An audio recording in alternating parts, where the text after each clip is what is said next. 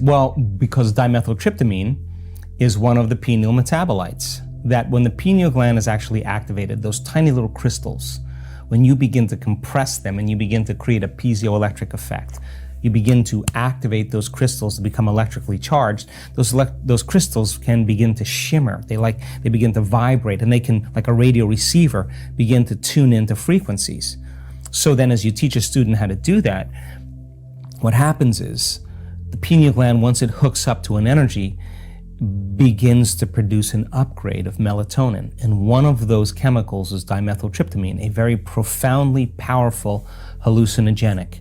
But that's only one. And that comes from the plant medicine, but at the same time, when the pineal gland is activated, it produces very powerful antioxidants, anti-cancer, anti-aging, anti-heart disease, anti-stroke, anti-neurodegenerative, anti-inflammatory, antimicrobial. You take that molecule, you tweak it again, you have a benzodiazepine. What's that? Valium.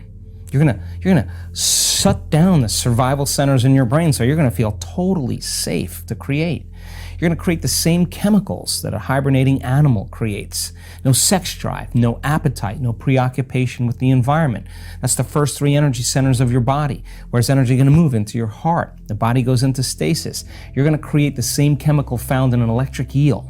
You're going to have high amplitudes of energy in the nervous system. We've measured this. Now, not a little bit of energy, not a lot of energy. I'm talking about a supernatural amount of energy, like hundreds of standard deviations outside of normal. That person's having an arousal. Now, an arousal normally takes place from the stress hormones, fear, aggression, or anger, or pain. That's what creates arousal. That's a fight or flight sympathetic response. Now, this arousal is bliss. This arousal is ecstasy. And now the arousal in high gamma brainwave patterns, amplitudes that are way outside of normal. The person is super conscious in that state. They can't make their brain do that. That's happening to them. That's that high amplitude, that an electrical charge that like electric eel electrically activates their nervous system. Now the brain is doing that. And now here comes dimethyltryptamine. Now, the inner experience is going to be more real than anything out there. Now, plant medicine does that to shift the person's consciousness because the chemical fits into the same receptor sites as serotonin and melatonin, but this has got a very different message, right?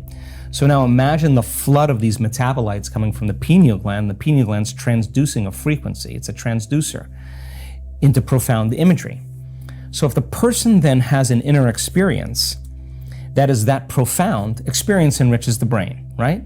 So now you're laying down new circuits, and experience produces an emotion. The person's feeling an arousal of ecstasy or bliss.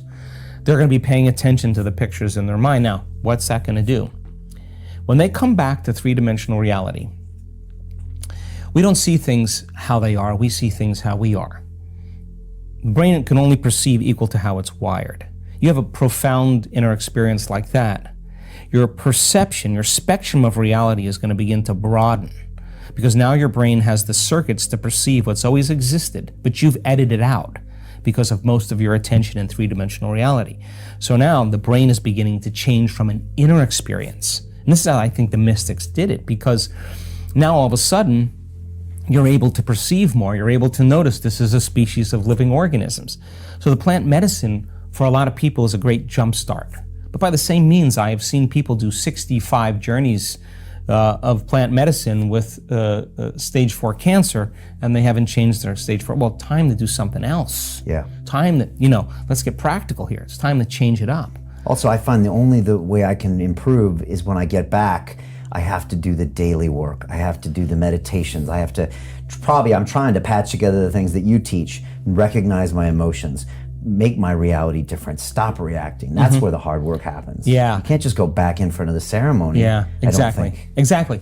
So, it's good to get a little change in brain chemistry, you get an altered perception of the way the world really is. But now, that insight has to be instrumental. In other words, how is this going to change me in my day-to-day life? Because if you go back to reacting to the same people and conditions in your life, there's going to be a glazing over. It's going to, over time, it's going to lose. Yeah, because we are stuck in the three-dimensional world. Like we wake up in the three-dimensional world and you have to deal with that reality. We have to. Yeah. We have to. One foot in the quantum world, 1 foot in the real world, and you've got to be able to navigate the both. You can't live completely in that quantum world. You got a body, so like here we are. Take whatever you can or create from there, but just be able to get there. Be able to dance back and forth, be able to move between 2 worlds and come into 3-dimensional reality and bring that energy with you, bring who you want to be into that 3-dimensional reality, and be greater than your environment, be greater than your body, be greater than time, and do it because you want to see the effects of what could happen when you do it properly. And when you start seeing the effects, it's no longer about you created the wealth or the new car or whatever. It's the fact that you did it. That becomes the important point. It's not the material thing, it's knowing that you can do it. Yeah.